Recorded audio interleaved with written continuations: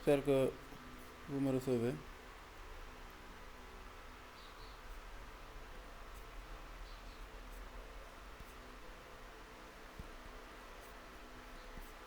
Allô? Bonjour, à nouveau. Alors, nous allons maintenant démarrer la session. Bonjour encore à toutes et à tous. Donc, comme vous le constatez, donc aujourd'hui devrait être le dernier module sur la poésie et l'art visuel. Il y a une session dont le coach n'a pas encore pu la faire. C'était pour le module 4. Ce sera le programme ultérieurement. Donc, aujourd'hui, le module portera sur, comment je dirais, sur la poésie et l'art visuel. Voilà. Donc, comme vous le constatez, ce sera animé par Monsieur Loum, qui est un professeur d'éducation artistique à l'École nationale des arts et métiers de la culture.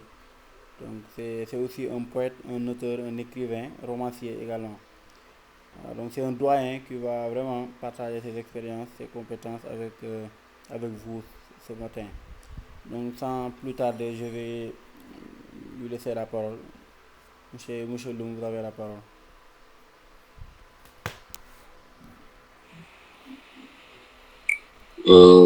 Voilà.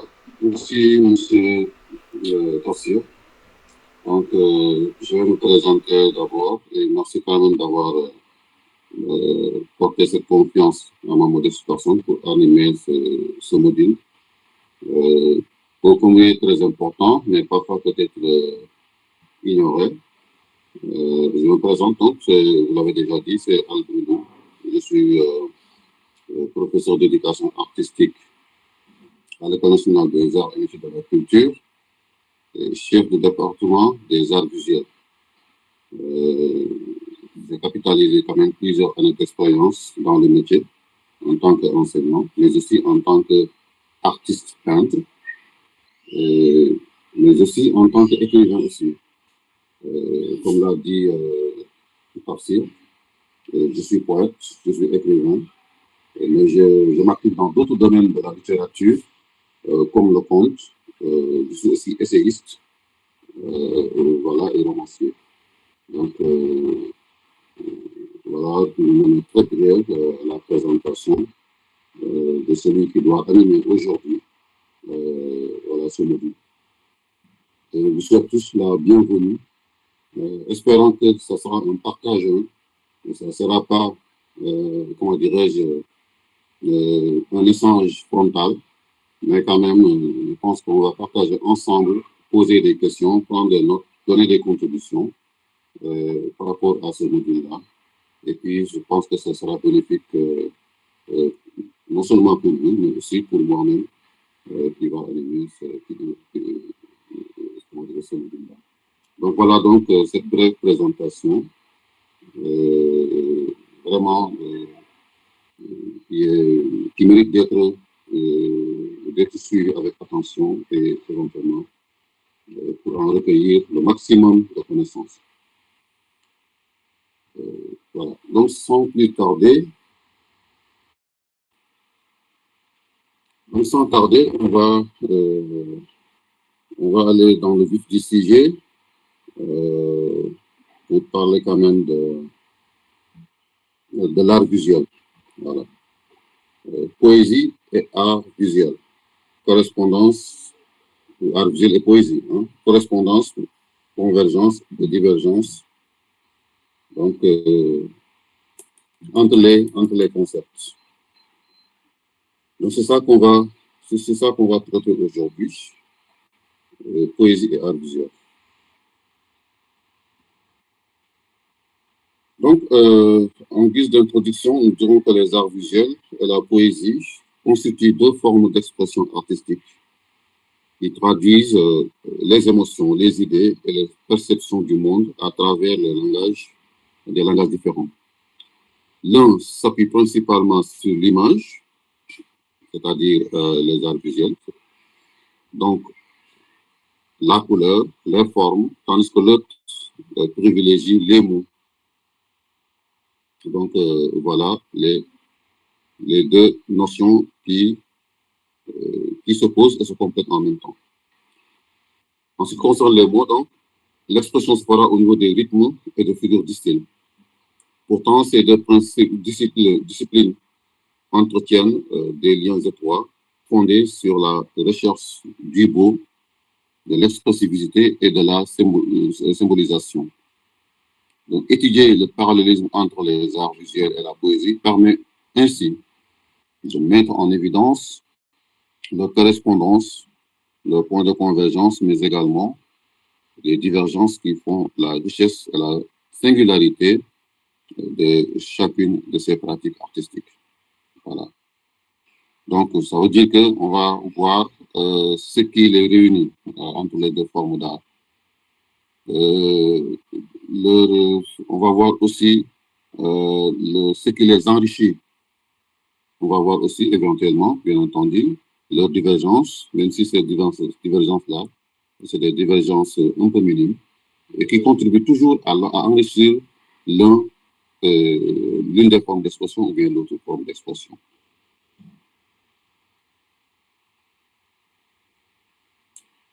Au niveau des correspondances, d'abord, je pense que nous allons d'abord commencer par avoir les premières perceptions théoriques des philosophes. L'expression célèbre du poète Séménide de Sèvres était quoi? Lui, il disait que la peinture est une poésie muette et la poésie une peinture parlante. Donc voilà, voyez-vous, les oppositions entre les mots. L'autre est muette, l'autre est parlante. Mais ça ne veut pas dire réellement que celui qui est muette n'a pas de langage. Pas du tout, loin de là.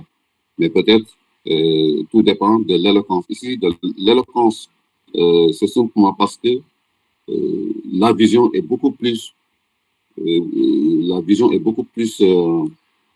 portée à maîtriser dès le premier coup d'œil les éléments plutôt que le langage ou bien le regard. Le langage plutôt. C'est pourquoi on dit que la peinture est une poésie muette et la poésie une peinture parlante, tout simplement. Et ils se complètent. Pour Léonard de Vinci, que vous connaissez tous peut-être, Léonard de Vinci, le grand peintre italien de la Renaissance artistique au XVe siècle, 14-15e siècle, qui a d'ailleurs peint la Joconde, que vous connaissez, le plus célèbre tableau de l'histoire, qui était aussi contemporain avec les grands artistes comme Michel-Ange, Donatello, Raphaël. Hein. Peut-être on va les voir dans le célèbre poème de Charles Baudelaire, intitulé Les Phares. Donc, Léonard de Vinci, lui, il était peintre, il était astronome, il était en même temps peintre et poète.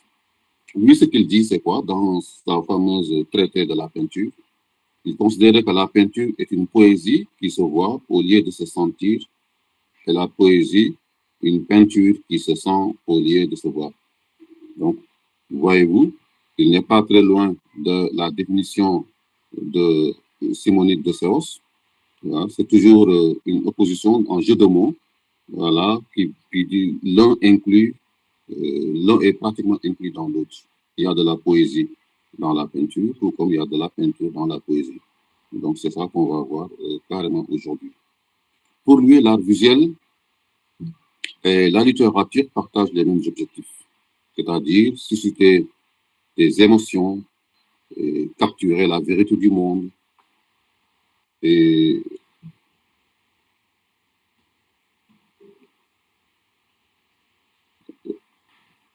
je pense que vous me recevez.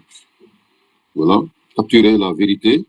Il affirme cependant que la peinture surpasse la poésie. Ça, c'est sa propre vision. Hein. Voilà. Il y en a d'autres peut-être qui pourront contester. Mais en tout cas, sa position était que la peinture surpasse la poésie. Car elle s'adresse directement à l'œil et offre une représentation complète.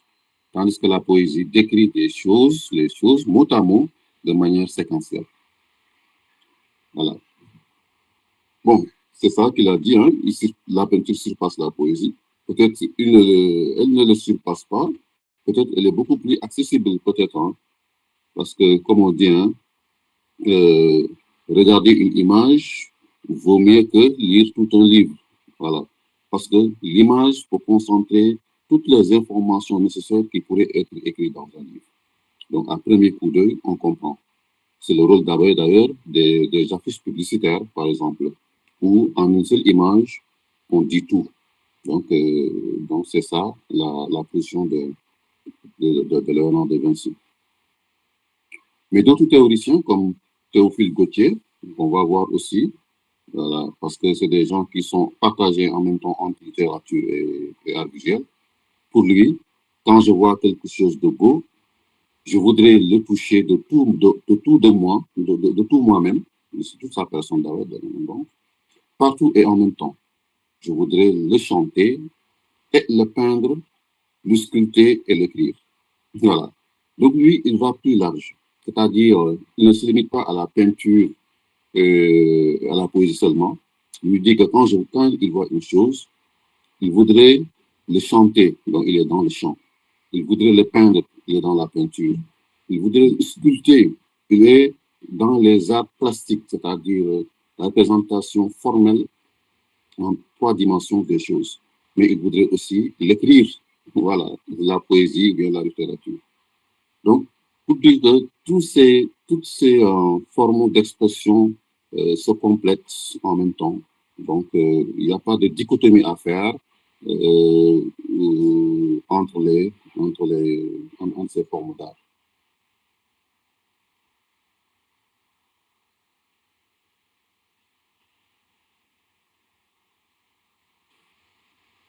Ensuite, il y a les fondamentaux.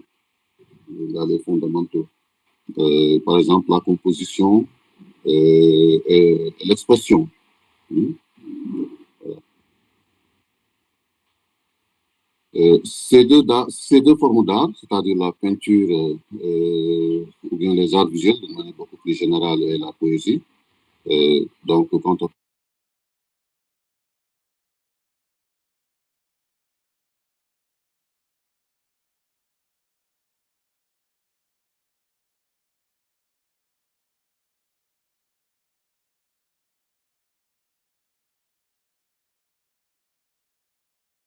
parle de pictural, c'est la peinture, structural, l'écriture, partage,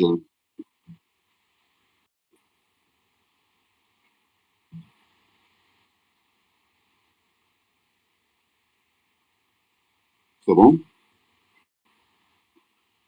Oui, c'est bon, on vous attend. Ah, d'accord, merci, merci. Je pensais qu'il y a un problème de connexion. Donc, les fondamentaux communs entre art pictural et art structural partagent des similarités dans la structure. Hmm. Les gestes créatifs, par exemple, comme l'affirmait Paul Klee, un peintre, écrire et dessiner sont identiques en leur fond. Hmm. Dans les deux cas, il s'agit d'ordonner des signes sur une surface pour transmettre une émotion ou une idée.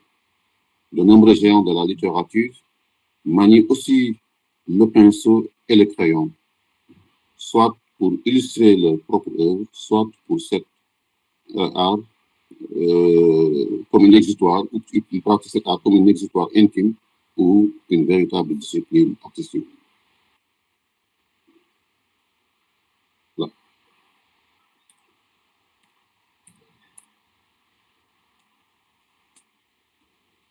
Certains grands noms de la littérature française, principalement, sont d'ailleurs de très bons artistes.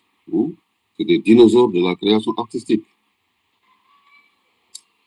Parmi eux, on peut citer, et je pense que ça ne va pas vous étonner, Victor Hugo. Voilà, l'un des plus grands écrivains français, hein,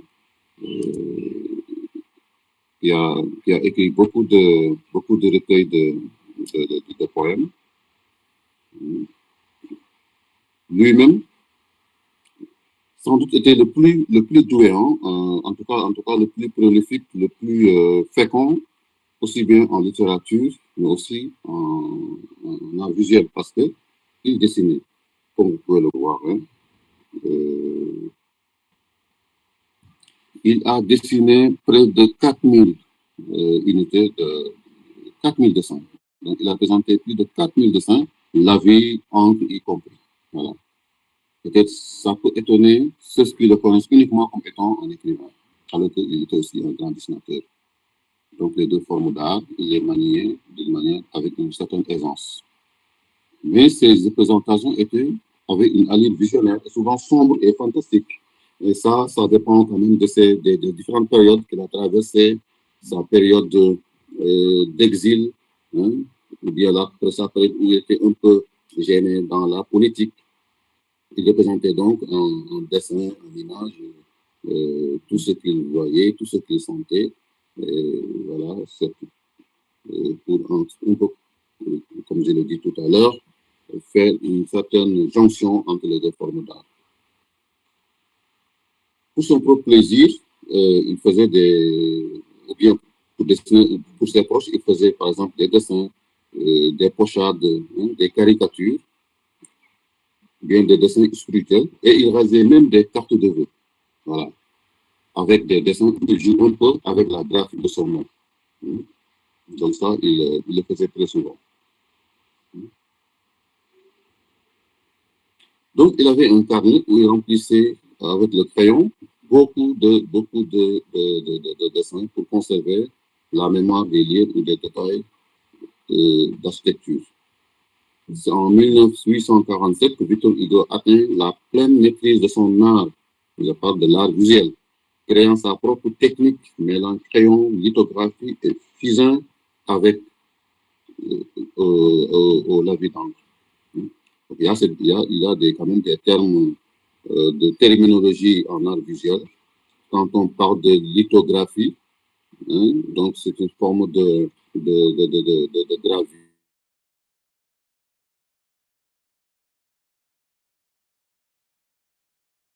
Quand on parle de fusain, le fusain, c'est une pierre graphique qui est construite pour dessiner comme on pourrait le faire avec le crayon. Quand on parle de lavis, le lavis est une technique graphique qui consiste à mettre beaucoup d'eau sur le pigment pour le laver, pour le rendre beaucoup plus fluide. Donc, lui, il maîtrisait ces techniques-là, il les connaissait. Hein. Il installe un atelier dans la salle à manger de Juliette Drouet. Alors qu'il est pris par la politique et n'écrit plus, à un certain moment, il n'écrivait plus, à cette époque où il était un peu pris dans les remous de la politique. Bon, c'est à ce moment-là où sa fièvre créatrice se donnant libre cours en faisant des dessins de grand format. Il avait quand même une vision débridée avec des résonances tourmentées et profondes.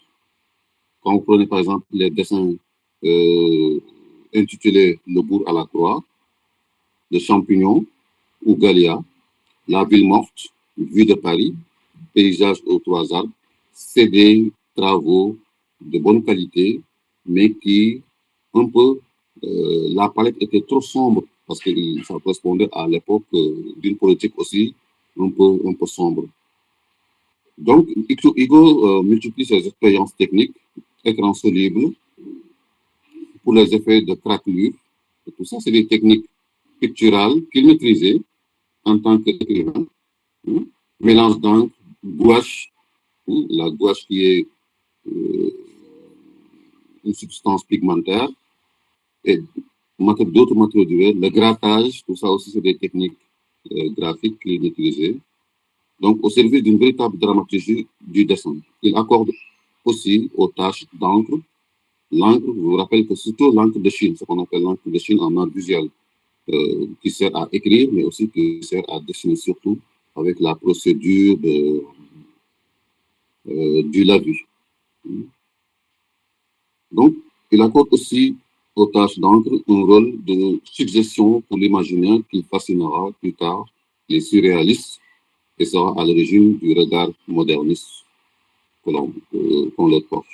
Donc, en guise d'illustration, Comme vous pouvez le voir, voici les travaux de Victor Hugo en art visuel, avec quand même des tableaux, comme je l'ai dit tout à l'heure, un peu sombres, genre avec l'obscurité, ce qu'on appelle la clarté et l'obscurité. Que ce soit ici des représentations architecturales, que ce soit ici une vague qui déferle vers la plage, que ce soit aussi des dessins des personnages, etc. Donc, comme je l'ai dit, il a dessiné et représenté presque 4000 œuvres. Et en guise d'illustration seulement, on vous a montré 3 œuvres de Victor Hugo. Voilà. Donc, ça a été très important à connaître. Ensuite, il y a le fameux poète Charles Baudelaire, que vous connaissez. Charles Baudelaire, qui est l'auteur des Fleurs du Mal. Voilà, merci. Donc, je disais que l'écrivain, le poète surtout, utilise ce qu'on appelle les consonances, les allitérations, les figures du style. Tandis que, par exemple, le peintre utilise ce qu'on appelle l'écriture picturale. Dans ce langage-là, il fait parler surtout les couleurs, les harmonies, les contrastes, les structurations, la circulation des éléments et des couleurs, mais aussi l'équilibre et le rythme.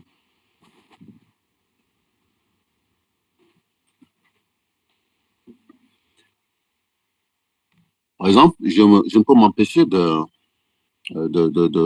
citer cette citation de Racine, dans Andromaque, pour qui c'est serpent qui siffle sur nos têtes. Là, vous avez bien remarqué cette allitération, ce sifflement comme des serpents. Pour qui c'est serpent qui siffle sur nos têtes. Donc, c'est un rythme, une musicalité qui souffle. Il allie en même temps le son émis par le serpent et il évoque le serpent. Donc, il fait parler l'image et le son en même temps. Voilà, il y a aussi Isaac Newton, Isaac Newton qui a établi une analogie entre les 7 couleurs du spectre lumineux, ce qu'on appelle le vibujore, et les 7 notes de la gamme diatonique, le do, ré, mi, fa, sol, la, si, do. Le vibujore, c'est quoi? Peut-être les artistes qui sont dans l'audience le savent, c'est les couleurs de l'arc-en-ciel. Le vert, c'est le vert, le violet, l'indigo, le bleu, le vert, le jaune, l'orange et le rouge, ce qu'on appelle le vibujore. Donc, l'arc-en-ciel, au niveau de l'arc-en-ciel, nous avons 7 couleurs. Et ces 7 couleurs-là correspondent aux 7 notes en musique de la gamme diatonique, c'est-à-dire do, ré, mi, fa, sol, la, si, do. Donc, en se basant donc sur des proportions de fréquences qui correspondent aux teintes, à la saturation et à la lumière. Aujourd'hui, on parlera de ce qu'on appelle la chromesthésie ou la synesthésie artistique. La chromesthésie, c'est quoi? C'est que il y a des artistes qui, quand ils entendent un son, ils voient en même temps une couleur qui lui correspond. Voilà.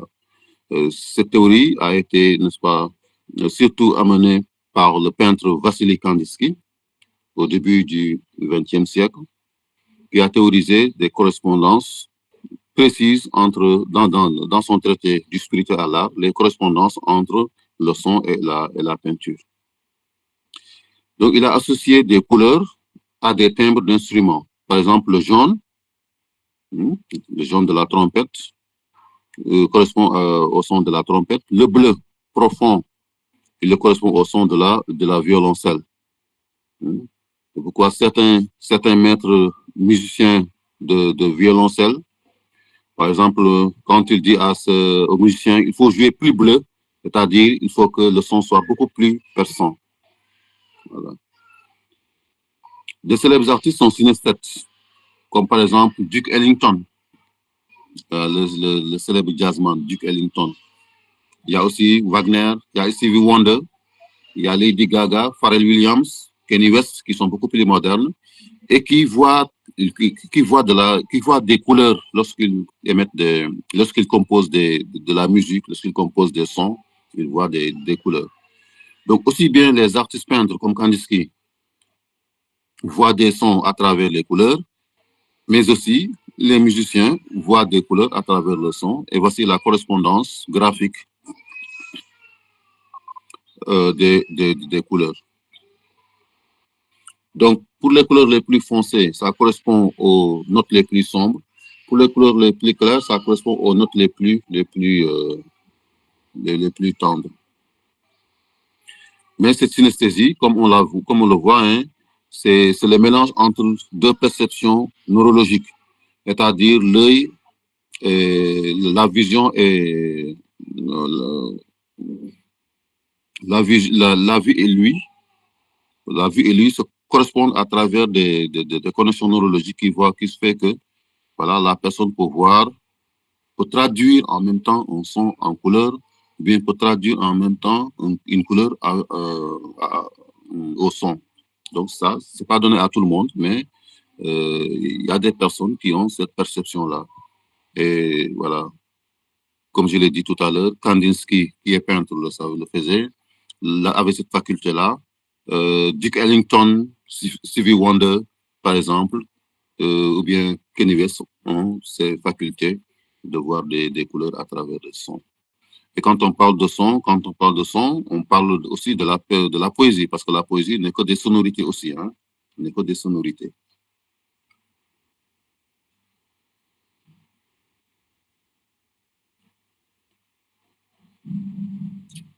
Ensuite, il y a ce qu'on appelle de l'image au récit, c'est-à-dire la dynamique narrative. L'analyse d'une œuvre littéraire inspirée par un tableau relève de ce qu'on appelle l'intermédialité entre les deux disciplines, où l'écrivain transcende la matière visuelle. Il s'agit de transcrire la perception visuelle, de donner à voir par les mots, d'analyser les gestes picturaux dans un acte d'écriture. Exemple, par exemple, là, je ne peux pas m'empêcher d'évoquer toujours Charles Baudelaire, qu'on a vu tout à l'heure, avec ses dessins, autoportraits, avec les dessins d'amis, avec ses dessins aussi de Jeanne Duval, etc. Mais en tant que théoricien de l'art aussi, en tant que poète, il a écrit un poème hein, que l'on connaît tous, ce qu'on appelle les phares. Donc, les phares, quand on parle de phares, c'est voilà, ça éclaire, ça guide. Pour lui, les artistes peintres sont des gens qui éclairent l'humanité, qui guident l'humanité. Et c'est ça qui nous permet de voir un peu, hein, de voir un peu ce poème de Charles Baudelaire, Les phares. Et quand vous regardez bien, qu'est-ce qu'il dit? Il commence d'abord par Rubens. Rubens, c'est un grand peintre. Et il décrit son œuvre, son talent. Rubens, fleuve d'oubli, jardin de la paresse, oreille de chair fraîche, où l'on ne peut aimer, mais où la vie afflue et s'agite sans cesse, comme l'air dans le ciel et la mer dans la mer. Regardez-moi ces images qu'il donne de l'œuvre de Rubens. Léonard de Vinci, on l'a déjà dit, je l'ai évoqué tout au début, lorsqu'il dit que la peinture est une poésie qui se sent au lieu de se voir, ou bien la peinture est une poésie qui se voit au lieu de se sentir. Donc, Léonard de Vinci, qu'est-ce que Charles Baudelaire dit de lui? Il dit « Miroir profond et sombre, où des anges charmants, avec un doux sourire, tout chargé de mystère, apparaissent à l'ombre des glaciers et des pins qui ferment leur pays. » Voilà. Léonard de Vinci avait une touche plastique un peu très fluide. Quand vous regardez la Joconde avec la technique de sfumato, où le ciel semble fluide, vaporeux, hein, comme une fumée. Donc, c'est ça qu'il a essayé aussi de décrire à travers Vinci. Rembrandt, triste hôpital, tout rempli de murmures, et d'un grand crucifix décoré seulement, où la prière en pleurs s'exhale les ordures, et d'un rayon d'hiver traversé brusquement. Rembrandt, ses travaux, pour qui connaît Rembrandt, c'est que voilà, sa peinture est très sombre, avec des images plongé dans l'obscurité, hein, et il le décrit. Il a parlé aussi de Michel-Ange. Michel-Ange qui est le contemporain de Léonard de Vinci.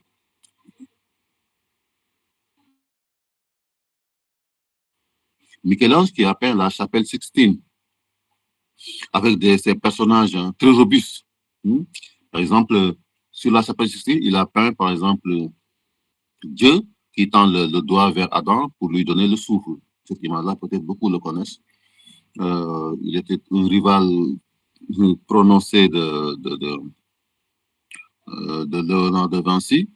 Et Baudelaire dit, Michel-Ange, lieu vague où l'on voit des Hercules. Voilà, il peignait vraiment des personnes robustes. Se mêlant à des Christ et se lever tout droit, des fantômes puissants qui, dans le crépuscule, déchirent leur sueur en étirant leurs doigts.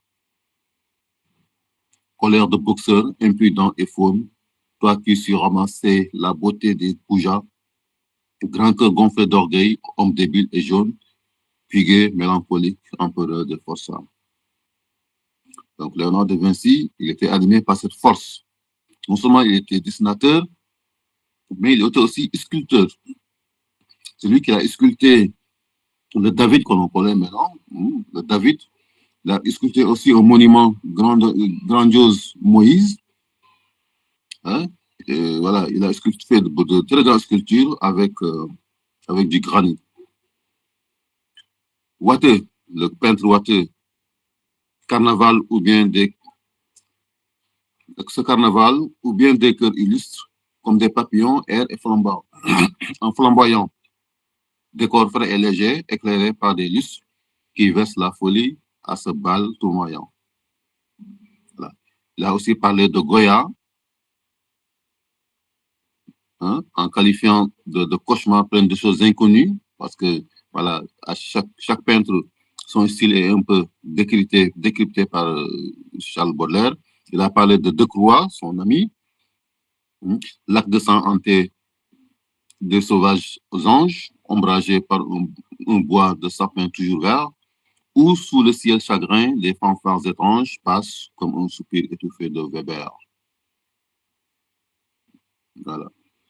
Donc, vous voyez comment Charles Baudelaire a vraiment parlé de ces grands peintres, de leur style, et tous ces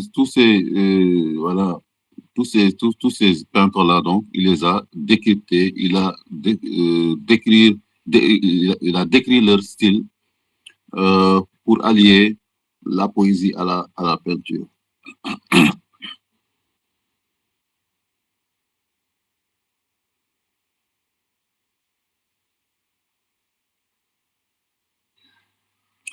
Voilà donc ce que je voulais parler de cette traduction de l'art visuel en poésie, comme l'a fait Baudelaire avec les phares.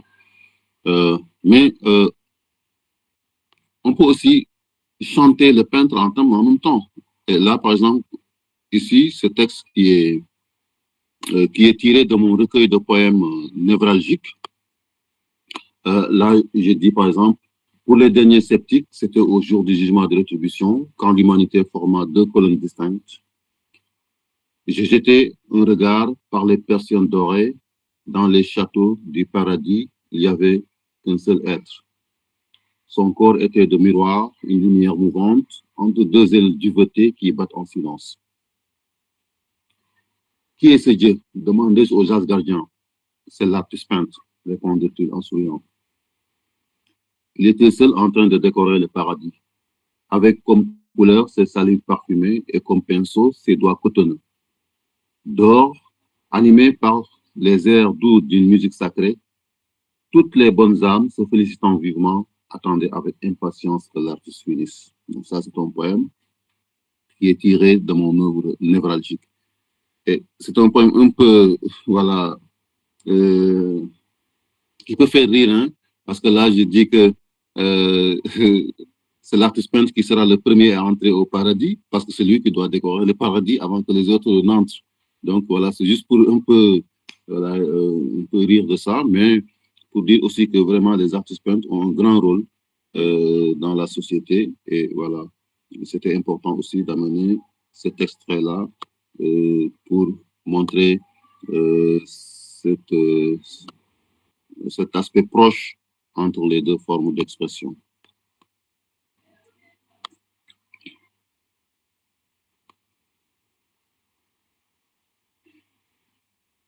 Donc, cette démarche littéraire comparée nécessite de croiser l'analyse textuelle avec les codes de l'histoire de l'art, lumière, couleur, composition, géométrie, personnage. Donc, l'écrivain utilise souvent la technique de l'euphrasis, qui consiste à décrire une œuvre d'art de manière très détaillée dans un texte, comme l'a fait Charles Baudelaire.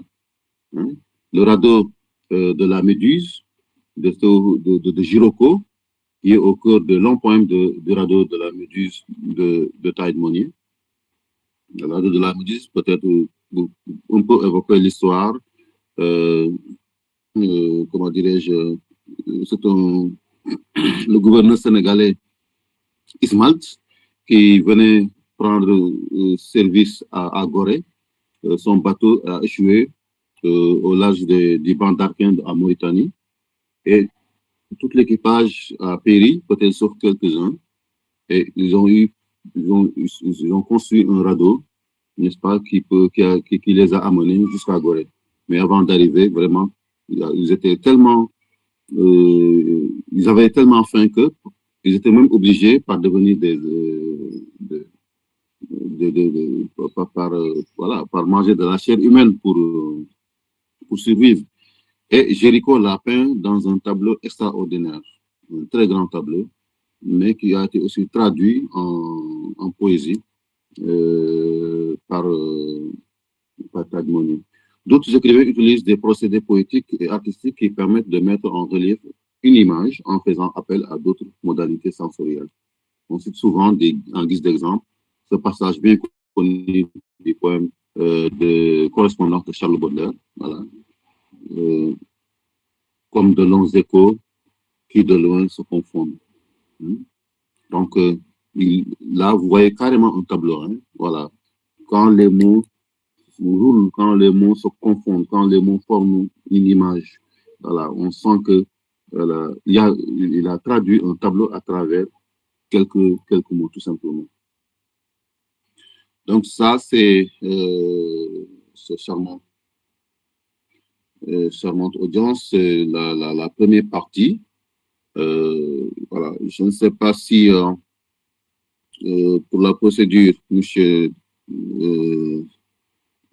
Tafsir, on attend jusqu'à la fin de la séance pour les interactions et les questions, ou bien on peut le faire après chaque partie. Voilà, je ne sais pas. Bon, on peut le faire parallèlement, hein, pour ne pas laisser les participants justement à l'écoute. Hein. Je pense qu'on peut le faire s'ils ont des questions ou des interventions à faire. D'accord. Donc, on fait comme ça. Donc, par rapport à ce qu'on vient de voir. Demba a levé sa main. Oui, Demba, vous avez la parole.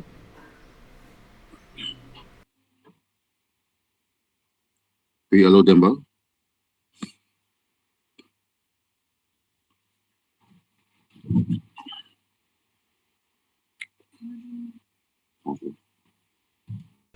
Demba, tu peux activer ton micro, hein? C'est désactivé. Si c'était pas une erreur, bien sûr.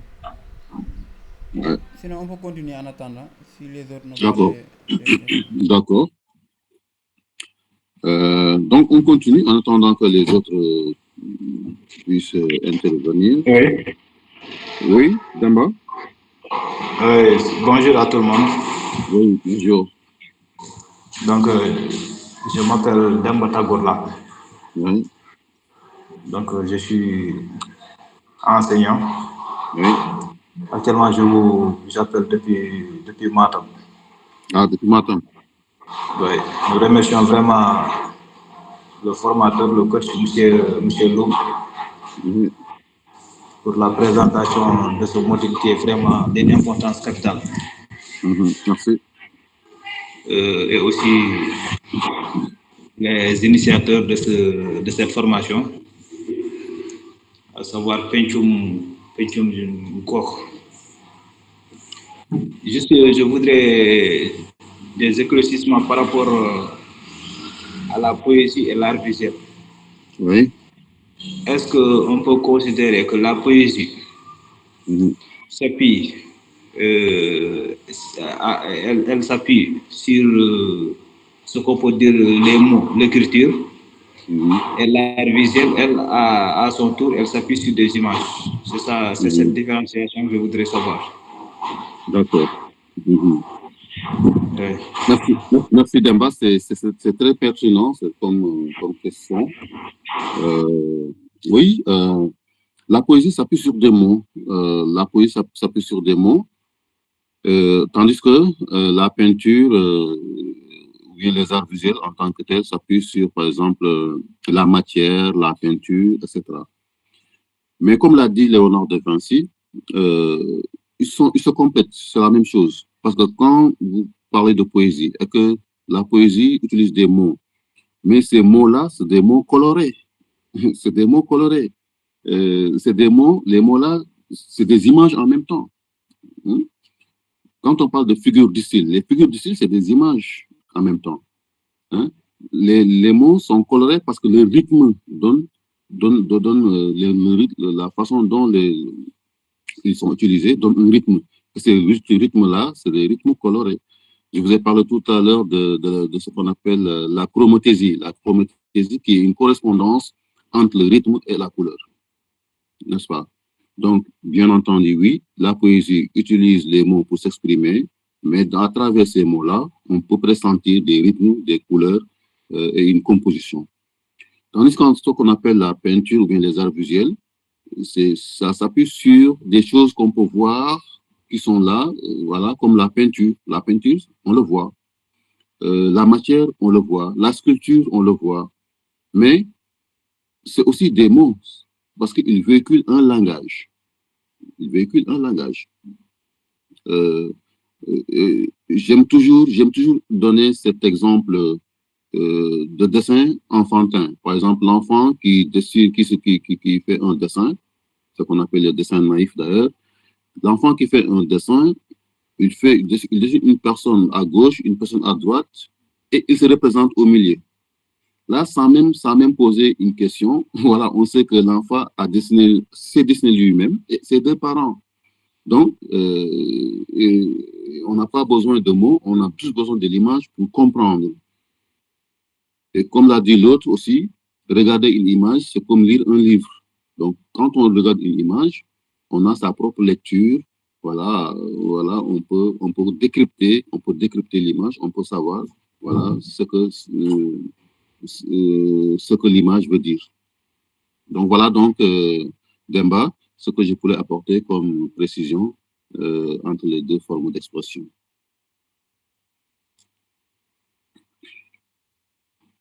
Je ne sais pas si j'ai bien répondu à la question.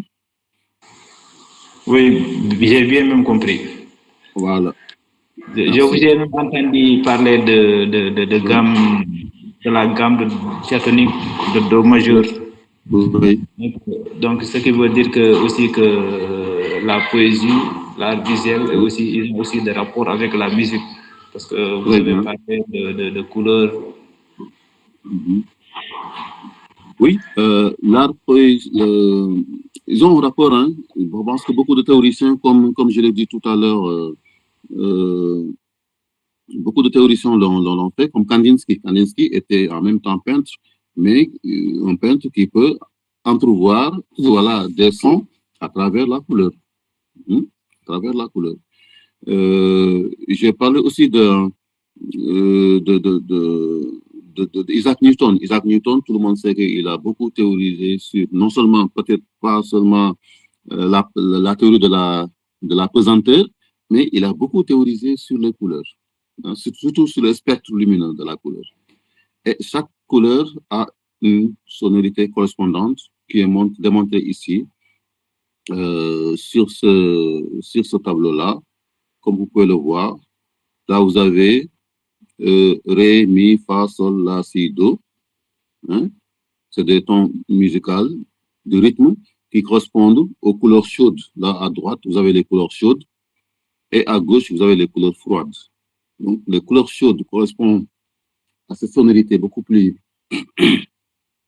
timbrée. Et les couleurs froides, comme vous pouvez le voir ici, aux sonorités beaucoup plus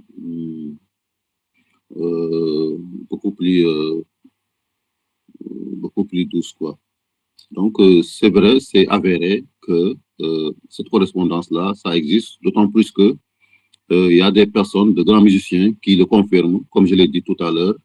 Duke Ellington, Stevie Wonder, Lady Gaga, Pharrell Williams ou bien Kanye West, qui disent que le son correspond, il y a des sons qui correspondent à des couleurs. Et donc, cela nous reconforte aussi bien aux artistes visuels qu'aux peintres, que si vous faites une poésie, vous faites aussi de la peinture. Et si vous faites de la peinture aussi, vous faites en même temps de la poésie. Voilà. Merci vraiment pour les éclaircissements, M. Lou. Merci, Damba. Je vous en prie.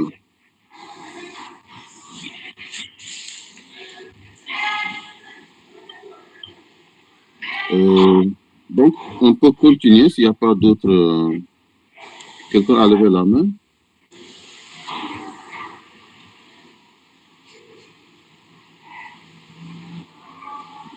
Voilà. Donc, on continue en attendant de voir...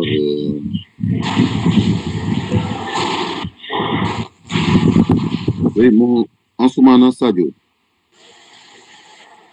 Vous avez la main, Ansoumana? Oui, j'ai levé la main. Oui, Ansoumana, j'ai reconnu la voix, hein? Oui. Vous allez bien? Oui, je vais bien. Vous êtes étudiant en deuxième année à l'École nationale des arts. Oui, exactement. Voilà, je vous écoute. Bonjour à tous. Bonjour. En fait, mon question porte sur Victor, ma question du moins, porte sur Victor Hugo. Je voulais savoir, au moment où il faisait de la peinture, sur la cause politique ou bien.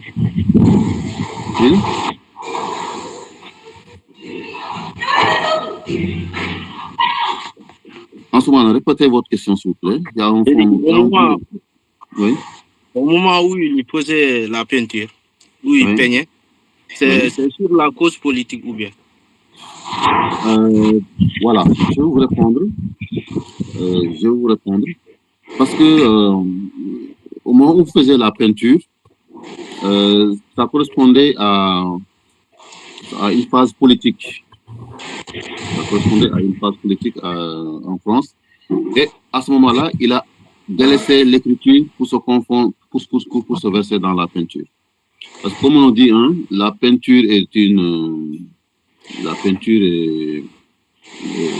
un domaine d'exutoire. C'est-à-dire, il se lance dans la peinture. Lui, il a connu des exils, hein. Il a connu des exils.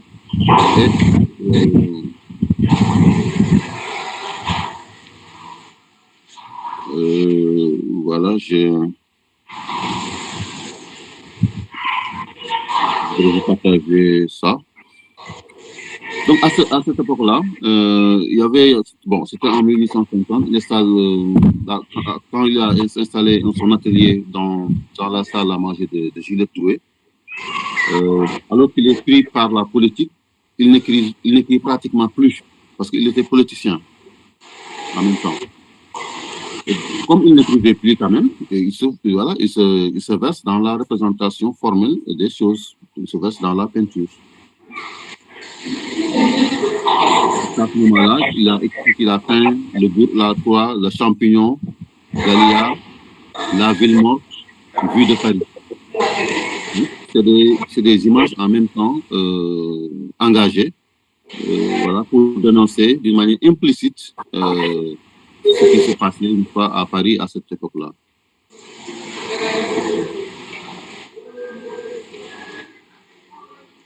Mais lui, il peignait pour dénoncer ou de galvaniser la politique? Il peignait pour dénoncer. Il peignait plutôt pour dénoncer, mais d'une manière implicite. Parce que, par exemple, il a représenté des images où il y a des personnages qui sont pendus. hein, des personnages qui sont pendus pour montrer que voilà, le gouvernement est en train d'agresser la population. Et ces personnages qui sont pendus, c'est lui-même qui s'est représenté pendu, vous voyez. Donc il se dit que voilà, moi je suis là, mais voilà, la politique de mon pays m'a pendu. Voilà, je ne peux plus m'exprimer, il y a des répressions. Donc c'est ça qu'il représentait. Donc c'était plutôt des représentations engagées pour dénoncer. Et dénoncer quoi exactement? Bon, dénoncer l'injustice politique de l'époque. Parce que comme je l'ai dit, il a été même contraint à l'exil.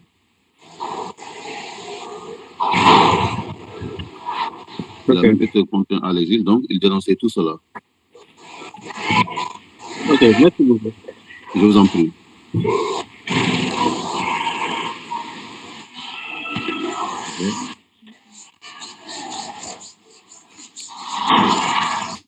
Il n'y a pas d'autre, il n'y a pas quelqu'un d'autre à lever la main, à part Ansoumana. Voilà. Donc, on continue en attendant de recueillir plus tard peut-être les interventions.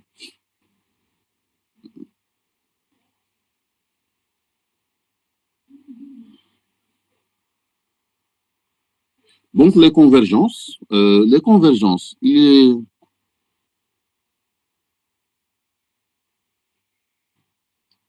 est étonnant de voir à quel point la littérature et la peinture enseignent les mêmes choses à une personne, bien qu'il s'agisse d'actes ou de formes d'art qui sont peut-être diamétralement différents. Des liens étroits unissent les deux disciplines à travers des siècles. Tout discours sur la littérature et la peinture implique effectivement des modalités propres, des pratiques linguistiques, des rapports étroits et complexes entre le lisible et le visible, la présence et l'absence, le signe et l'image. Convergence idéologique, par exemple, la plupart des grands courants artistiques correspondent étroitement au mouvement littéraire des mêmes époques, partageant la même vision du monde et les mêmes ambitions esthétiques. Que ce soit l'humanisme, hein, le baroque, le classicisme, le romantisme, le symbolisme, le surréalisme et le dadaïsme. La plupart peut-être certains, en tout cas certains littéraires pensent parfois que c'est des courants purement littéraires, alors que à la base, ça a été d'abord des courants artistiques avant que les littéraires ne viennent maintenant se joindre aux artistes pour renforcer ces mouvements-là. Voilà. Le classicisme, le romantisme, le symbolisme, le surréalisme, le dadaïsme, hein, le dadaïsme qui est né entre quatre murs, hein, à l'Union soviétique, et qui plus tard deviendra un mouvement littéraire en même temps artistique, que ce soit le romantisme, etc. C'est la même chose. Le surréalisme aussi, hein, que vous connaissez, avec cette théorie de l'art pour l'art, hein, d'Apollinaire, etc. Donc, ils avaient la même idéologie, n'est-ce pas, entre peintre et écrivain. La description picturale. En littérature, l'auteur utilise le phrasisme, comme je l'ai dit, un procédé théorique qui consiste à décrire une œuvre d'art avec une telle précision qu'elle devient une image mentale pour le lecteur. Voilà. Donc, un artiste peut créer une œuvre d'art et voilà, un écrivain décrit l'œuvre d'art de telle sorte que voilà, on a une image mentale. Le lecteur qui lit a une image mentale de l'œuvre d'art. Donc, c'est cette correspondance-là qui se fait entre écriture et poésie, entre poésie et art visuel. L'écriture visuelle maintenant. À l'inverse, de nombreux peintres comme Michel-Ange, comme Michel Basquiat, Jean-Michel Basquiat, intègrent des lettres ou des mots directement dans leur toile, brouillant la frontière entre le lisible et le visible. Peinture et littérature se fondent incessamment dans une alchimie à la fois poétique et visuelle. Les artistes le savent, certains artistes intègrent des écritures dans leurs œuvres d'art pour dire que la frontière entre les deux est tenue. Il n'y a pas de... Voilà, elle est très mince. Jean-Michel Basquiat, ce célèbre peintre américain, noir américain, qui a peint beaucoup d'œuvres dans lesquelles il allie en même temps image et écriture, comme on peut le voir ici. Comme l'a dit Balzac, l'art peint avec les mots, avec des sons, avec des couleurs et des formes. Si les moyens sont divers, les effets sont les mêmes. Voilà. Donc, en guise d'illustration, le travail de Basquiat,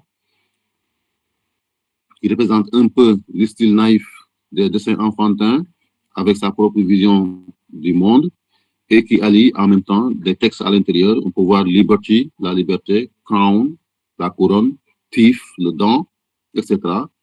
Donc, Corpus, etc. Blood, il allie donc ces éléments-là pour renforcer l'image, pour donner beaucoup plus de poigne à l'image.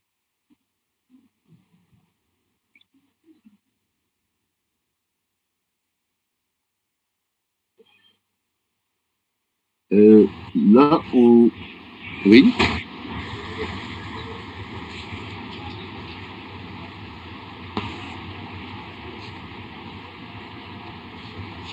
Bon,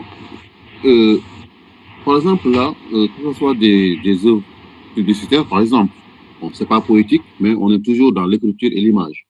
Là, par exemple, vous avez deux images où on vous dit petits déchets, grande pollution, recyclez-les. Voilà. Il suffit de voir non seulement le slogan, mais il suffit de voir l'image pour comprendre. Petits déchets, grande pollution, ne les jetez pas dans la nature. Voilà. À vous de voir, à vous d'interpréter l'image. Ils sont petits, mais en même temps, ils sont grands. Voilà. Là aussi, peut-être à la fin de la séance, on va y revenir pour que vous me donnez un peu vos impressions sur ces deux images-là, pour voir à quel point l'image peut-être est beaucoup plus éloquente que peut-être l'écriture, ou bien à quel niveau les deux se complètent-ils pour que le message soit beaucoup plus clair. Donc, les illustrations, à part les affiches, il y a ce qu'on appelle les illustrations qui sont des dessins, des peintures qui accompagnent les œuvres écrites pour l'orner.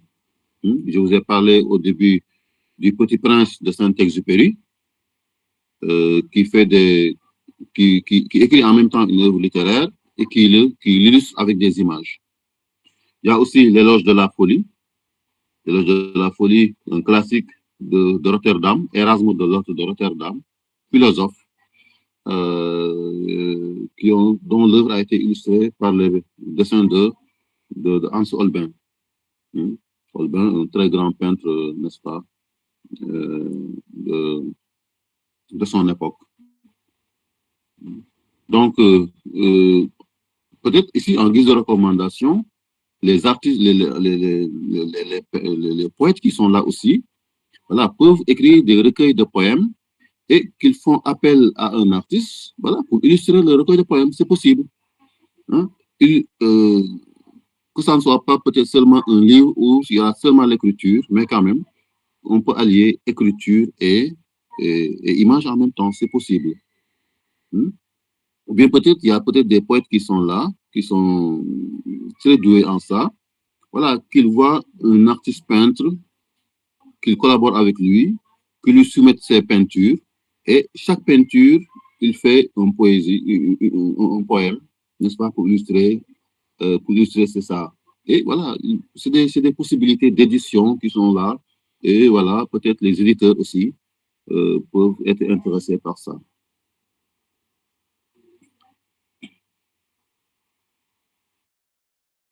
Ensuite, troisièmement, divergence et limites. Voilà, parce que quand même, entre les deux formes d'art, il y a des divergences, il y a des limites.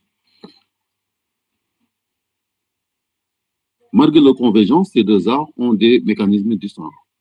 La temporalité, par exemple, l'écriture se déploie dans la durée et se lit de manière linéaire. La peinture, elle, s'appréhende dans un instantané global. Voilà. La peinture, vous regardez et vous comprenez automatiquement, tandis que s'agit d'écriture, voilà, il faudra lire de la première page à la dernière page pour comprendre petit à petit le déroulement de l'histoire. Il y a l'imagination. L'écriture suggère, laissant le lecteur interpréter et créer l'image. La peinture impose immédiatement sa forme et sa couleur.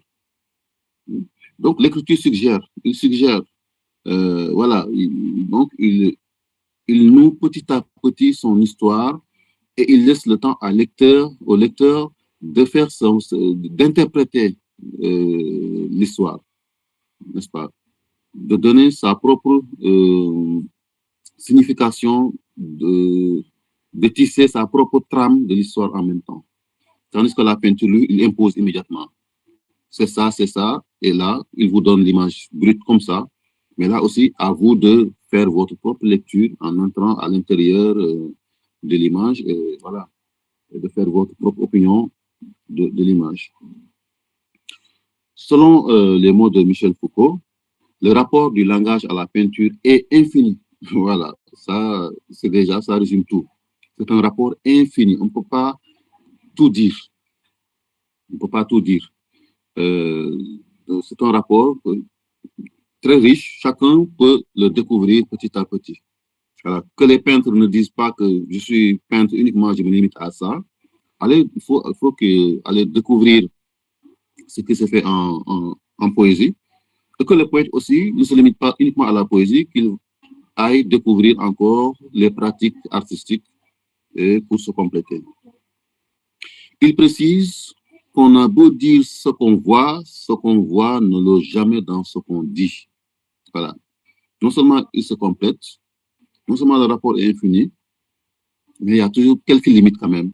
Voilà. On a beau dire ce qu'on voit, mais ce qu'on voit ne loge jamais dans ce qu'on dit. Hein? Donc, cette limite-là, il l'impose dès le début pour dire que la poésie, pour ne pas tout représenter comme en tant que peinture, et la peinture aussi ne peut pas tout représenter en tant que poème. C'est un rapport qui soulève de nombreuses ambiguïtés, hein, et voilà. Mais quand même, je pense qu'après tout ce qu'on a vu depuis le départ, on sait qu'il y a beaucoup de rapports entre les deux, beaucoup de complémentarité entre les deux formes d'expression.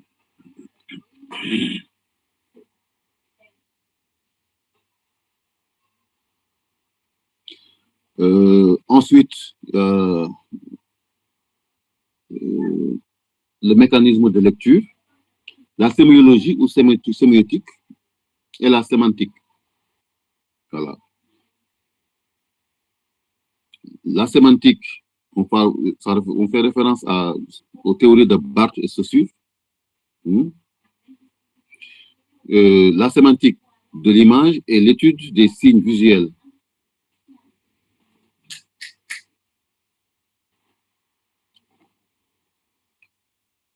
Elle permet de décomposer une image pour comprendre les messages cachés, les symboles et les valeurs qu'elle transmet.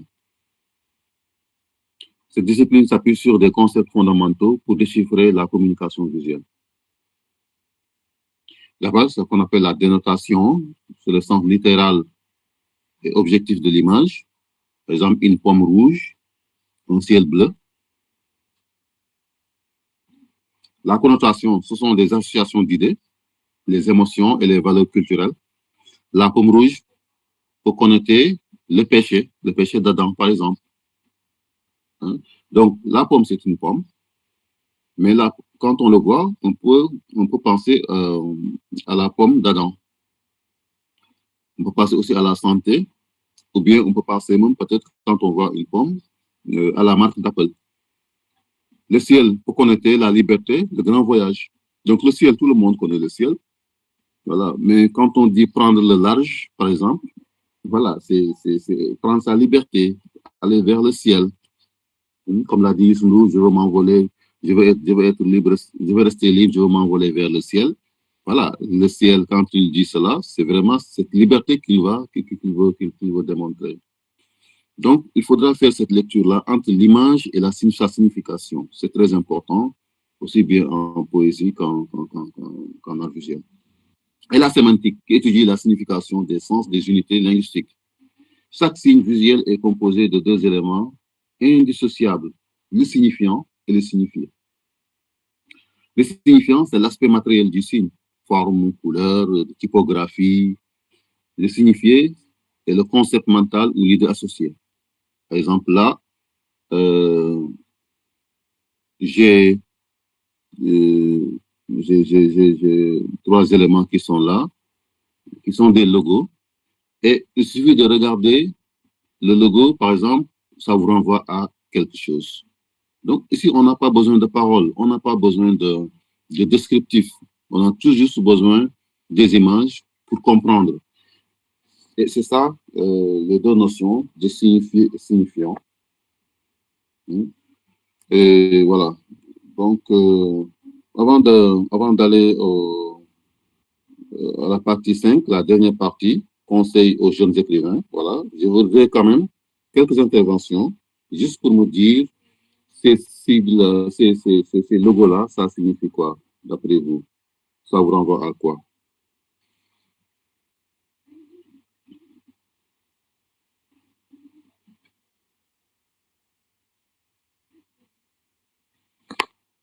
Oui, est-ce qu'il y a quelqu'un qui voudrait prendre la parole pour me dire ces logos vous renvoient à quoi exactement?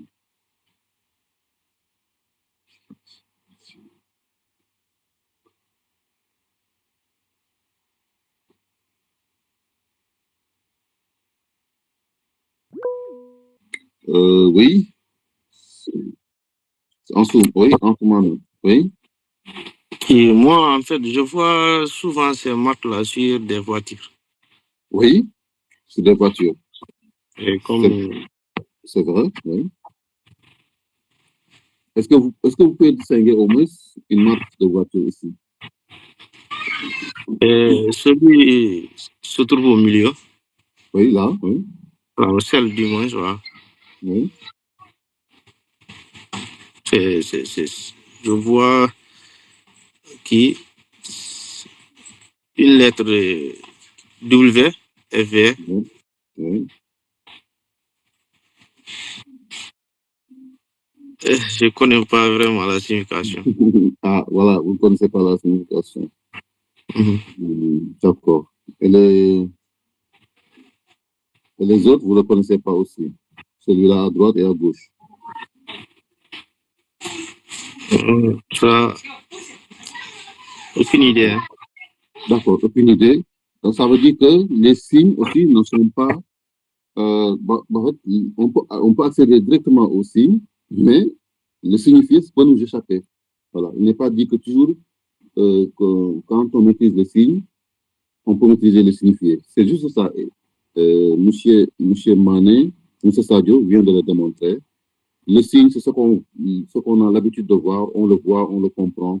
Mais est-ce qu'au-delà du signe, on peut connaître le signifié? C'est ça maintenant la problématique. Donc en poésie, c'est la même chose. En poésie, on peut connaître le signe, mais est-ce qu'on peut décortiquer la chose? Est-ce qu'on peut aller jusqu'au-delà de la chose? C'est problématique. En art visuel, la même chose. En art visuel, on peut décortiquer les signes, mais est-ce qu'on peut aller jusqu'au-delà des signes pour en décrire l'image, pour en décrypter l'image? Ça aussi, c'est problématique. Donc, il faudra maîtriser non seulement les signes, mais aussi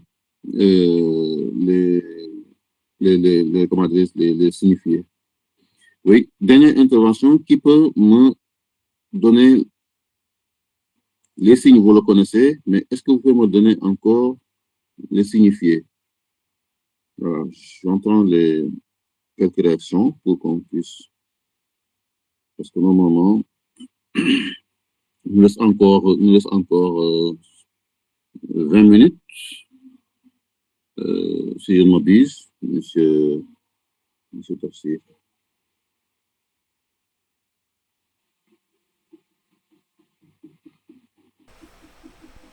Oui, les autres. C'est ça, il nous reste 20 minutes. 19-20 minutes, ouais. Allez-y, Oui, vous ok. pouvez réagir. Hein. Chaque participant, je pense que vous êtes là. Oui, ils sont là. Je vois Awa, je vois Adjandei, Saliou, et puis d'autres, Demba. Hein?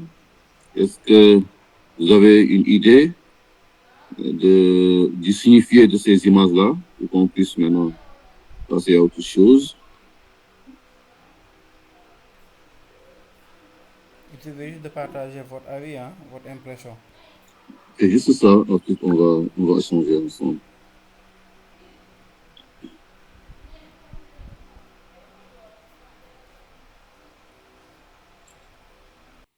Voilà. Donc, s'il n'y a pas de réaction, bon, je vous laisse le temps d'y réfléchir. Et voilà, on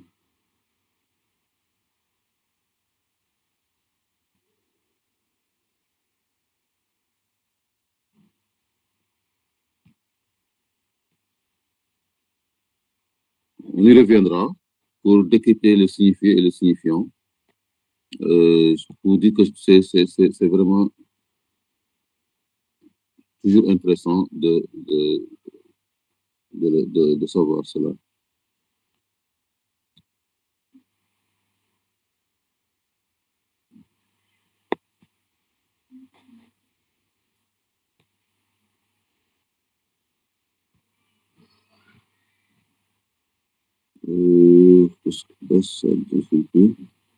Donc, ensuite, euh,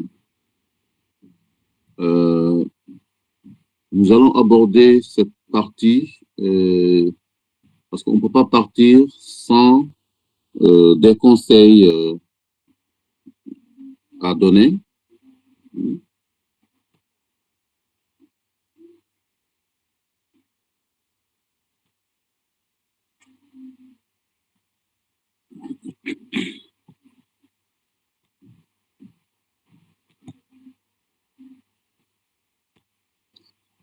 Voilà.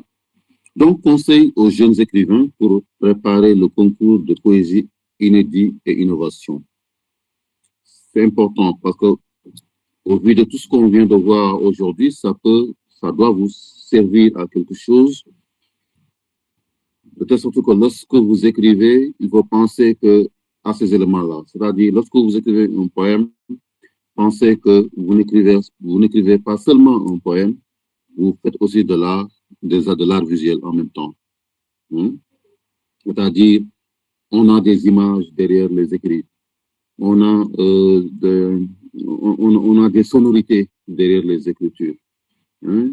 On a la couleur même derrière les écritures, même si on ne les voit pas.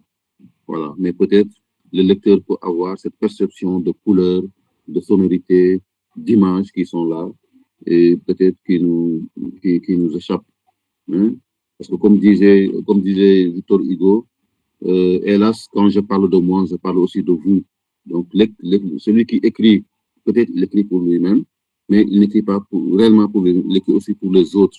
Donc, les autres même peuvent voir des choses que voilà, le poète n'a pas vu ou remarqué dans sa poésie, et vice-versa. L'artiste peintre aussi peut n'est-ce pas, peut ne pas voir des choses dans sa composition, mais que celui qui regarde, voilà, peut distinguer. Hein, comme l'a dit l'adage, comme le disent les Anglais, the beauty is in the eyes of the beholders. La beauté est dans les yeux de celui qui regarde. Hein. Donc, c'est pas l'auteur qui dit que c'est beau, non, c'est celui qui regarde qui doit discerner, regarder et voir cette beauté-là. Mais aussi, le poète ne doit pas dire que j'ai fait un très bon poème. Non, c'est celui qui lit qui doit déceler cette beauté-là, cette richesse-là derrière la poésie. Donc, à la lumière de ce séminaire, bon, des conseils constructifs peuvent être donnés aux jeunes écrivains pour mieux écrire leurs textes de poésie et de slam. Parce qu'il y a aussi de jeunes slameurs, peut-être qui sont dans le groupe, et parce qu'entre la poésie et l'islam, c'est la même chose. Donc, tout dépend de la manière de déclamer les choses. D'abord, il y a ce qu'on appelle la peur de la page blanche, la page vierge. Tout comme la toile vierge, pour les peintres, vous regarde, vous intimide et vous ne savez pas quoi écrire ou peindre. La solution, c'est quoi? C'est plonger. Mouillez-vous. N'ayez pas peur de raturer, de déchirer, hein, de recommencer. Moi, en tant qu'écrivain, ça m'arrive parfois, mais je me dis que non, il faut que je plonge, il faut que j'écris n'importe quoi. Enfin, c'est pas, il ne faut pas que je suis là, intimidé par la page.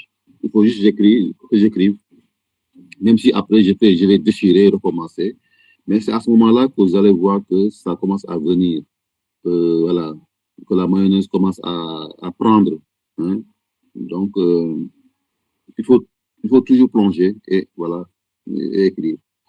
Ensuite, il y a ce qu'on appelle l'inspiration. Bon, les arts de la création artistique torturent les artistes avant même qu'ils ne commencent à créer. Hein. La muse est un esprit qui nous trompe. Vous avez beau envie de l'entendre, elle ne vient pas. Il faut juste avoir le courage d'écouter votre murmure intérieur.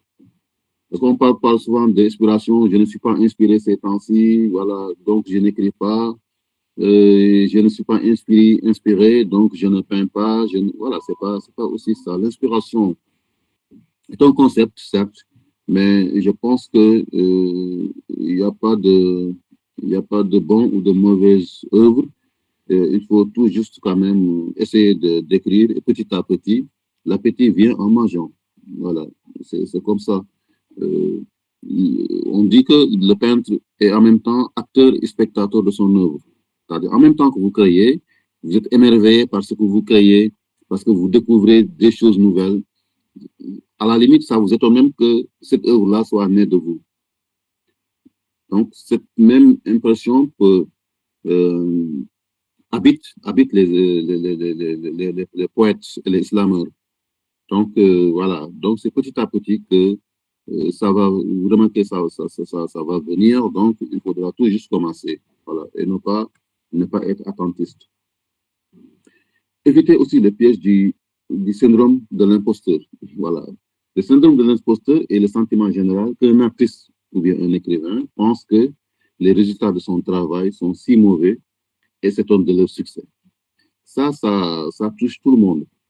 Vous faites un très bon travail, mais vous n'êtes pas satisfait par rapport à ce travail-là. Vous dites que non, ça c'est mauvais, bon, je ne suis pas ça à la hauteur.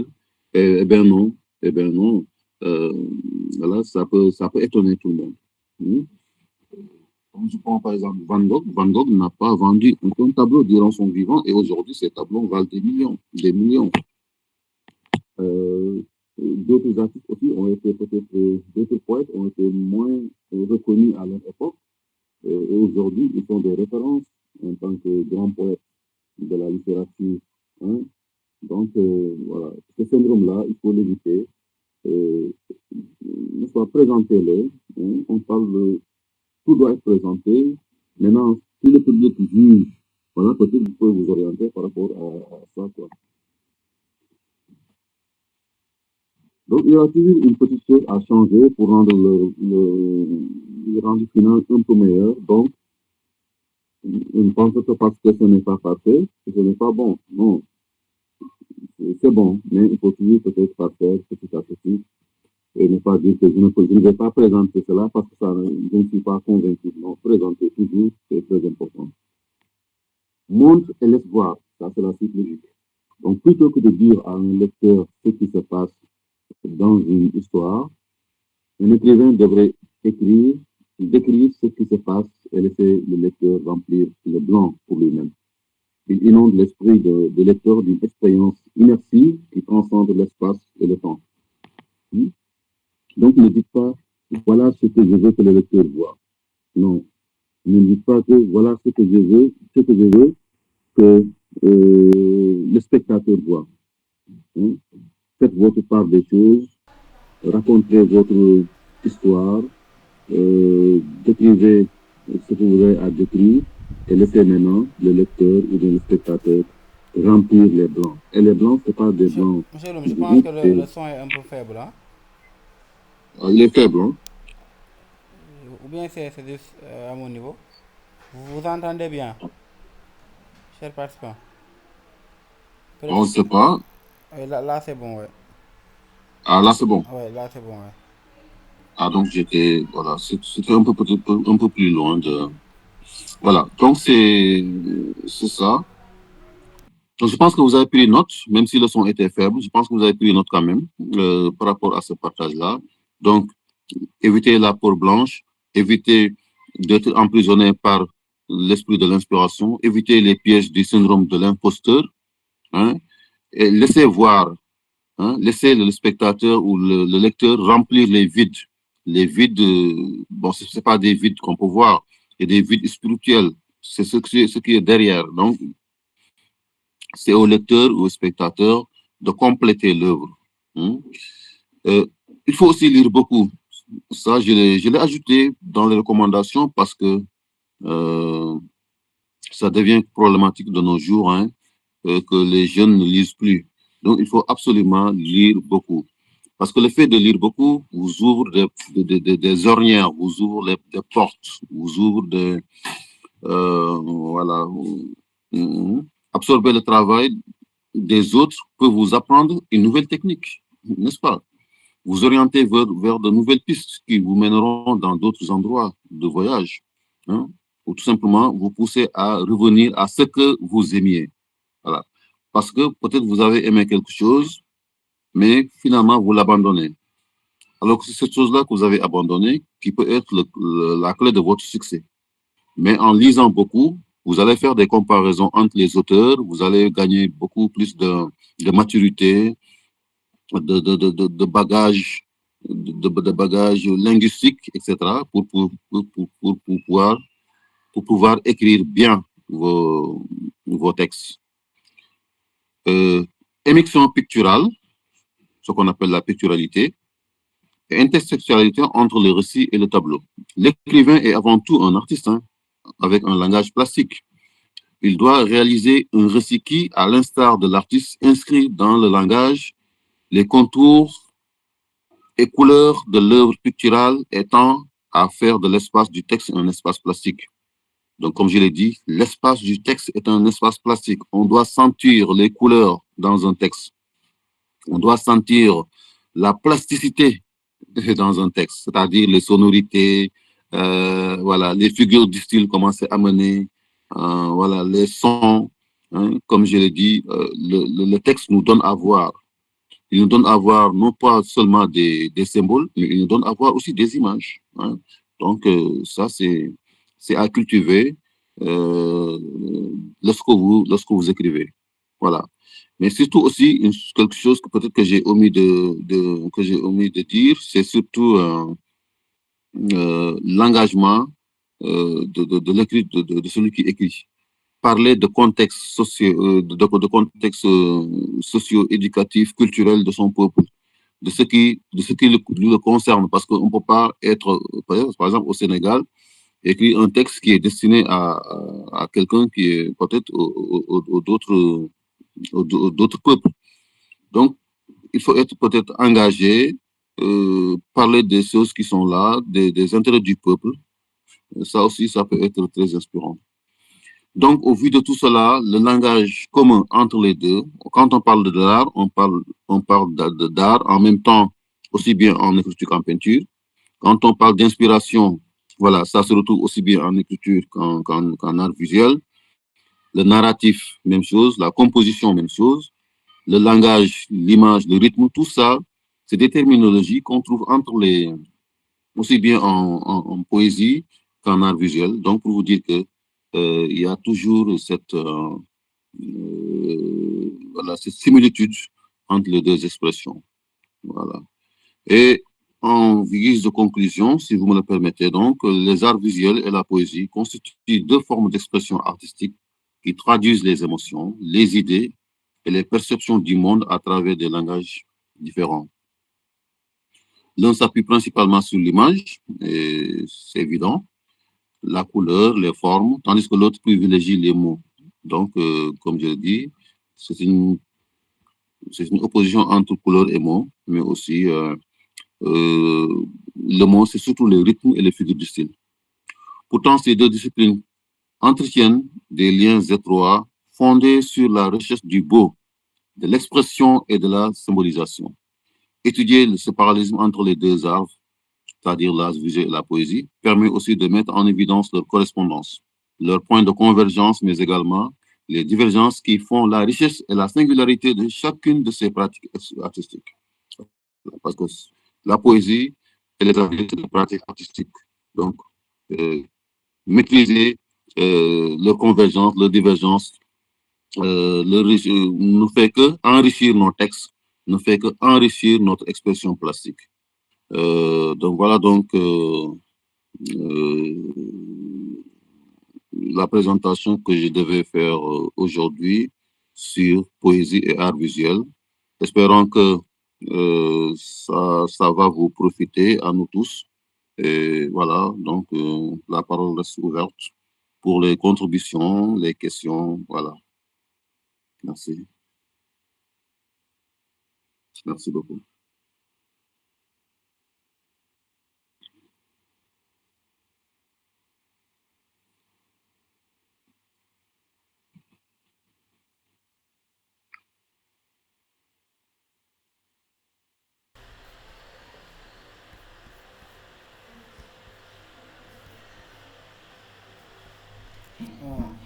Oui, est-ce qu'il y a des contributions? Merci beaucoup, monsieur Loum. Vraiment, Oui, merci. j'apprécie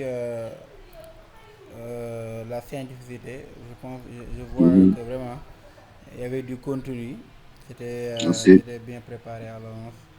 Vraiment, c'est pertinent par où vous avez parlé de l'art visuel et les comparaisons dont vous avez fait sur les convergences et divergences, les particularités aussi de la poésie. Puisque aussi parmi ces participants, il y en a ceux qui participent au concours de poésie inédit innovant dont nous organisons chaque année. Cette année-ci, peut-être sera la 4e édition. Bon, ils peuvent se profiter pour préparer la prochaine édition qui se tiendra en fin d'année 2026, Inch'Allah. Ok. Fin d'année, donc c'est l'occasion pour eux de bien préparer le concours. Donc, Bien sûr. en tout cas, c'est vraiment intéressant. Le contenu est très inspirant. Là où aussi vous parliez aussi de l'inspiration, j'aimerais aussi que vous reveniez à cette partie. Parce que souvent, les poètes, on se soucie. Hein.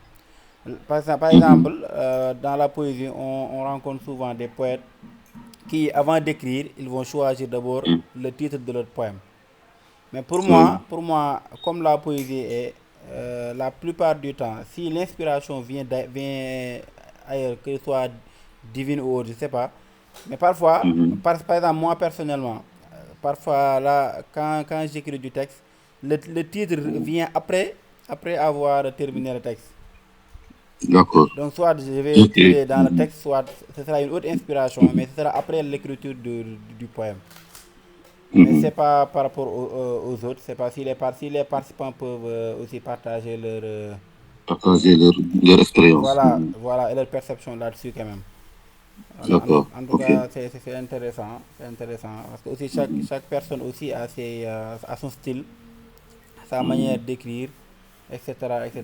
En tout cas, c'était intéressant et vraiment merci beaucoup pour les sacrifices et cette belle présentation. Aujourd'hui, c'est un week-end comme je l'ai dit au début, mais malgré tout, donc vous êtes là, partagez votre expérience.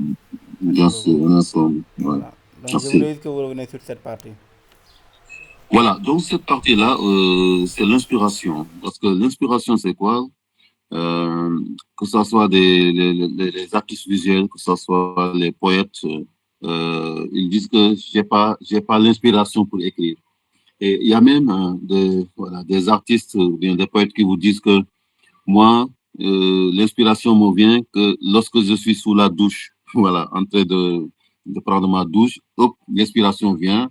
Et puis, voilà, les mots commencent à défiler, les choses viennent. Je peux même interrompre la douche et venir griffonner, écrire. D'autres vous disent que l'inspiration me vient que lorsque je suis dans une voiture et que voilà, les mots défilent, etc. Voilà. D'autres disent que l'inspiration me vient en plein milieu de la nuit. Les mots viennent, les choses viennent, les images, je me lève et j'écris. Ok, peut-être c'est inhérent au contexte, à une certaine situation, mais je dis qu'il ne faut pas toujours se contenter de cette phase qu'on appelle inspiration. parce que sinon, on va pas beaucoup écrire, hein, on va rien écrire d'ailleurs. Donc, comme je l'ai dit, il faut toujours éviter, comment dirais-je, d'avoir peur de la page, hein, de la page blanche. Même si les choses ne viennent pas, prenez votre page, voilà, griffonnez, écrivez. Parce qu'il y a ce qu'on appelle l'écriture automatique, comme les Guillaume Apollinaire, etc., comme les surréalistes, en tout cas.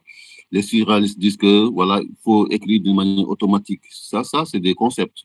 L'automatisme même, à travers cet automatisme d'écriture, voilà, l'inspiration peut venir. Voilà. Maintenant, que le titre vienne avant ou après, bon, ça n'a pas d'importance. Tout dépend de la personne. Parce que il y en a, il y a des écrivains des poètes il faut d'abord qu'il y ait le titre. Hein? Voilà, on les concède peut-être sur les spécificités. Par exemple, je dis solitude. Voilà, le mot solitude me vient. Automatiquement, je peux beaucoup écrire sur solitude. Hein? Mais voilà, il peut arriver que je vais écrire sur la solitude. J'ai terminé d'écrire un poème sur la solitude, mais il peut arriver qu'à un certain moment, j'enlève solitude et je mets autre chose. C'est ça, parce que peut-être quand vous avez fini de lire votre texte, ça vous renvoie peut-être à une chose beaucoup plus profonde que la solitude. Donc, vraiment, c'est ça, c'est un peu complexe. Ou bien, vous avez déjà écrit votre poème, comme Tafsir le fait, et après maintenant, c'est à ce moment-là que le titre vient. Donc, chacun a sa propre spécificité. On peut leur laisser leur liberté, leur conception, mais ce que je dis à ce niveau-là, c'est ne pas toujours se fier à l'inspiration. Il faut toujours créer, toujours écrire, c'est très important. Voilà. Merci.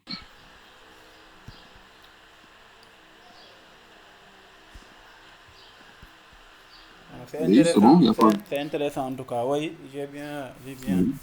j'ai bien apprécié Mhm. votre réponse. C'est Ouais, intéressant, comme vous l'avez dit, hein, c'est personnel, c'est la perception est individuelle ouais, par ouais. rapport à ça. Mhm. D'accord, donc j'ai bien noté. Bon, si les autres Merci. ont d'autres choses à ajouter,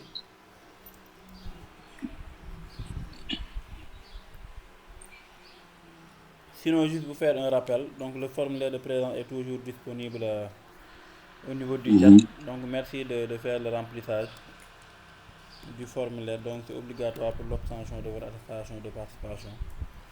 Donc une Mhm. fois que cette session sera clôturée, donc peut-être vous allez perdre le lien, hein. Donc il faut le faire maintenant, ou bien le copier même et le Ouais. garder quelque part. Voilà. Mhm. Donc c'était ça. En tout cas, vraiment merci beaucoup. S'il n'y a pas d'autres Merci, interventions, merci. je vais vous laisser clôturer la session, hein.